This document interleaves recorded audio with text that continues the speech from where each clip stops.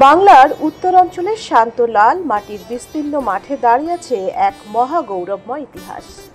পাহাড়পুর বৌদ্ধ বিহার, যাকে কেউ বলে সোমপুর বিহার, কেউ বা বলে সোমপুর মহাবিহার, আজ ধ্বংসপ্রাপ্ত। কিন্তু একসময় এটি ছিল পৃথিবীর অন্যতম শ্রেষ্ঠ বৌদ্ধ শিক্ষাকেন্দ্র। খ্রিস্টীয় অষ্টম দশকের শেষ ভাগ পাল বংশের মহামতি রাজা ধর্মপাল দেব নির্মাণ করেন এই বিশাল বৌদ্ধ মহাবিহার, যেখানে শুধু বাংলা বা উপমহাদেশ নয়, দূর চীন, তিব্বত, মিয়ানমার, ইন্দোনেশিয়া থেকে ভিক্ষুরা আসতেন জ্ঞান আহরণে। প্রায় ৩০০ বছর ধরে এটি ছিল বৌদ্ধ বিশ্বের সবচেয়ে বিখ্যাত শিক্ষাকেন্দ্র। 1879 সালে ব্রিটিশ প্রত্নতত্ত্ববিদ স্যার আলেকজান্ডার কানিংহাম প্রথম এই স্থাপনার অবশেষ আবিষ্কার করে তাক লাগিয়ে দেন ইতিহাস বিশ্বকে। আর 1985 সালে ইউনেস্কো পাহাড়পুর বৌদ্ধবিহারকে বিশ্ব ঐতিহ্যের মর্যাদা দেয়। নওগাঁ জেলার বদলগাছি উপজেলায় পাহাড়পুর গ্রামে অবস্থিত এই মহাবিহার চতুর্ভুজ পরিকল্পনার পুরাকৃতিটি বিস্তৃত প্রায় 10 হেক্টর জুড়ে।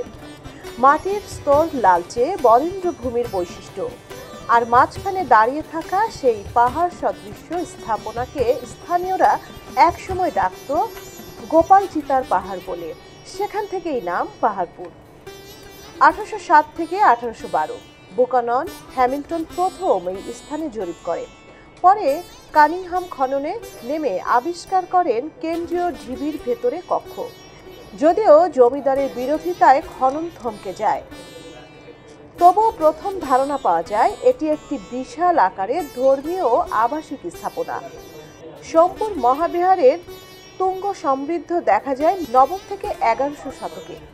এ সময় এখানে অধিষ্ঠিত ছিলেন বৌদ্ধ জনগণের মহাশ্চর্য অতীশ দীপঙ্কর শ্রীজ্ঞান। কিন্তু রাজনৈতিক অস্থিরতা বদলে দেয় সবকিছু।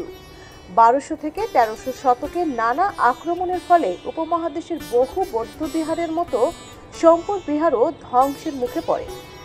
অনেকে মনে করেন বখতিয়ার খলজির সময়ে আক্রমণ ও অঞ্চলের বৌদ্ধ কেন্দ্রগুলোতে গভীর ক্ষতি করে। যদিও সোমপুর নিয়ে প্রমাণ সরাসরি নয়, কিন্তু আঞ্চলিক ধ্বংসযজ্ঞ এই বিহারের পতনে গুরুত্বপূর্ণ ভূমিকা রাখে। স্থানীয় শাসকদের প্রতিদ্বন্দ্বিতা, রাজনৈতিক অনিশ্চয়তা এবং সেন যুগে রাজকীয় পৃষ্ঠপোষকতা হারিয়ে যাওয়া, সব মিলিয়ে বিহারটি ধীরে ধীরে পরিত্যক্ত হয়ে ওঠে। পূর্ণ বিহারটি ছিল চতুর্ভুজ আকৃতির। চারপাশে ছিল প্রায় 177টি কক্ষ, যেখানকার কিছু কক্ষ ছিল ভিক্ষুদের আবাস, আর কিছু কক্ষ প্রার্থনালয় হিসেবে ব্যবহৃত হতো। কেন্দ্রে দাঁড়িয়ে থাকা বিশাল মন্দির, ঢিবি, শিল্পমন্ডিত পোড়ামাটির ফলক আর প্রদক্ষিত পথ, সব মিলিয়ে এটি ছিল তৎকালীন স্থাপনা কলার বিস্ময়কর। 1923 সালে কলকাতা বিশ্ববিদ্যালয় ও প্রত্নতত্ত্ব বিভাগের যৌথ উদ্যোগে শুরু হয় পূর্ণাঙ্গ খনন। রাখাল দাস বন্দ্যোপাধ্যায়, জি.সি. চন্দ্র, কাশীনাথ দীক্ষিত তাদের বছরের পর বছর খননে উঠে আসে মন্দিরের সিঁড়ি, হলঘর, পোড়ামাটির ফলক, কক্ষ, বেদ আর অসংখ্য নির্দেশনা। স্বাধীনতার পর 80-র দশকে খনন আবার গতিশীল হয়। নতুন তথ্য, নতুন আবিষ্কার আর সংরক্ষণ শুরু হয় বড় উদ্যোগে। শেষ কথা হলো, পাহাড়পুর শুধু একটি প্রত্নতান্ত্রিক স্থাপনা নয়, এটি আমাদের ইতিহাস, সংস্কৃতি, ধর্মীয় সম্প্রীতি এবং জ্ঞান ঐতিহ্যের এক মহামূল্য সম্পদ, যে বিহার একসময় আলোকিত করত পুরো এশিয়াকে। আজ তার ধ্বংস অবশেষ আমাদের মনে করিয়ে দেয় জ্ঞান কখনো হারায় না, কিন্তু সভ্যতার অপচয় চিরস্থায়ী দাগ রেখে যায়। সঞ্জিতা তিথি, সারা বাংলা।